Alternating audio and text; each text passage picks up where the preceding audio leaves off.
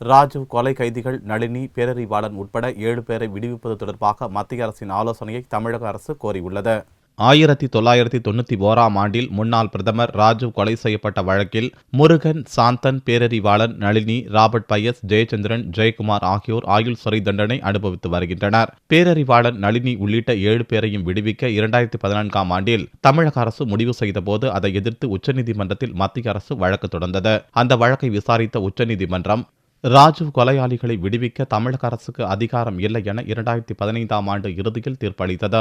இந்நிலையில் மத்திய உள்துறை செயலாளர் ராஜீவ் மொகரிஷிக்கு தமிழக அரசின் தலைமை செயலாளர் ஞானதேசிகன் புதன்கிழமையன்று கடிதம் அனுப்பியுள்ளார். 7 பேரின் கோரிக்கையை தொடர்ந்தே அவர்களை விடுவிக்க தமிழக அரசு முடிவு செய்ததாக கூறியுள்ள அவர், நளினி உட்பட 7 பேரும் ஏற்கனவே 24 வருடம் சிறையில் கழித்ததாகவும் சுட்டிக்காட்டியுள்ளார்.